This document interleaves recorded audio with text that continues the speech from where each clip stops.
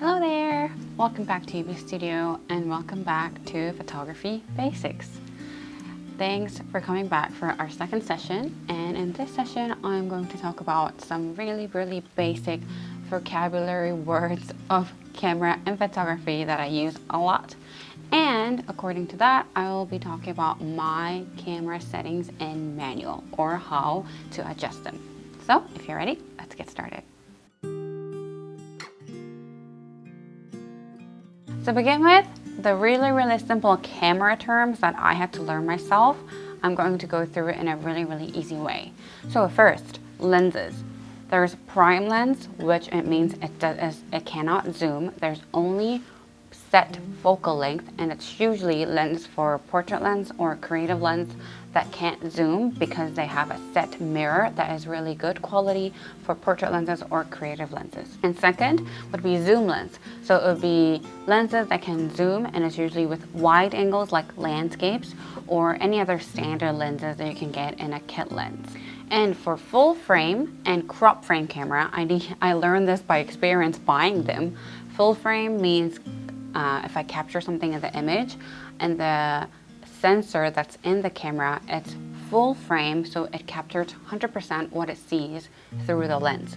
But crop lens, it crops. It depends on how much it crops, but usually you can't really tell with your eyes. But when you buy lenses that is for full frame and crop frame, or when you print them out, you can see a little bit of difference.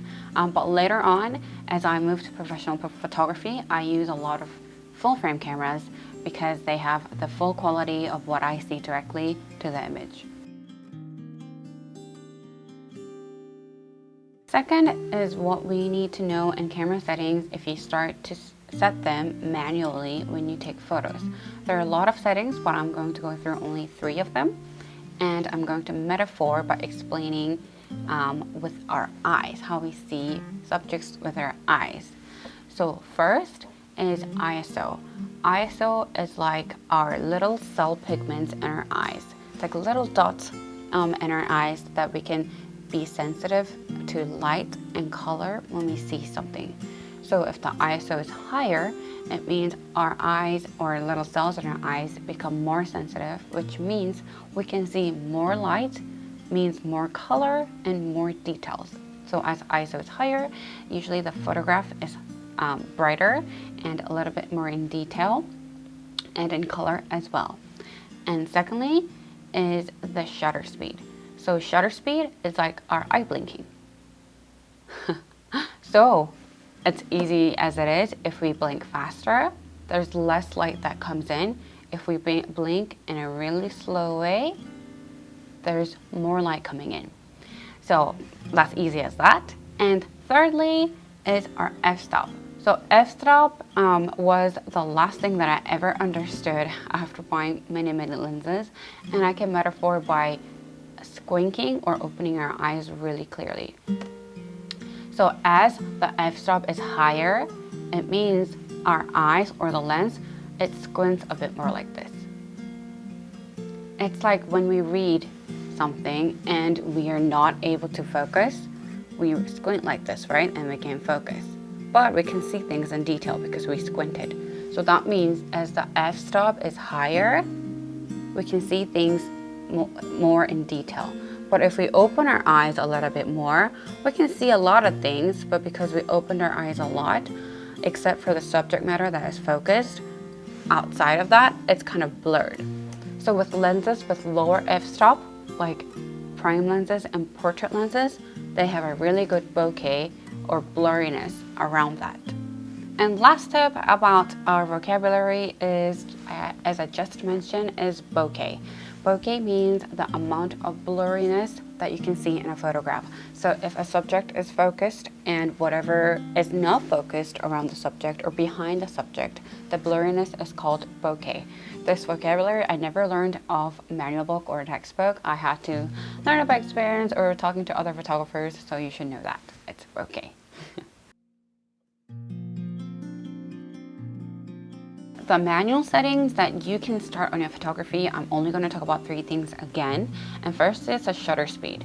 So I think the average shutter speed that you should have to capture the subject moving without any motion in it or without any tails leaving behind is the 1/50th of a second. I think I've been to a slower version, like 60th of a second, but I would go anything slower than that unless you want a creative effect of emotion. So for me, even in videos and any photography, photo shoots, I have my shutter speed 1/50th of a second or faster if there's enough light. And second is the f-stop. For my case, I think if an f-stop, since it ranges from 1.2 to 11/16, I play around between 1.4 and 3, let's say. So I'm in a really lower zone because lower f-stop is more bokeh, and that's usually my color of photography. But when you do facial features, I think it gets a little smudgy, or you can't really see the facial features when it goes under 1.4. But I do, when I shoot my portraits, I do keep it as wide as possible, because unless the eyes are focused and everything goes bokeh, I think it's fine with that and it looks creative. And for ISO, to be honest, when I'm on my manual and I'm on a live shooting or outdoor shooting, I leave it as auto. I leave it as auto because shutter speed and f-stop is something that I really want to control. I really want the bokeh in my f-stop, and I really want my subject to be still, or I don't want any emotion that's captured by the subject moving, so I really want control over the shutter speed. But because ISO is more of a lighting setting, and I want my photograph to be captured in a neutral lighting as possible, I let the camera do it. But usually if you're outdoors, ISO 100 and 200 is enough. If you're indoors for wedding, I usually you can go over 600, 800 or more. So that was a really short session for today. Sorry the sun was going in and out, but it's beautiful out here in Oklahoma. Let me know if you have any questions for photography vocabulary or what I meant in this sentence. I'll be willing to help you. Thanks for joining in today again, and see you in the next session. Bye.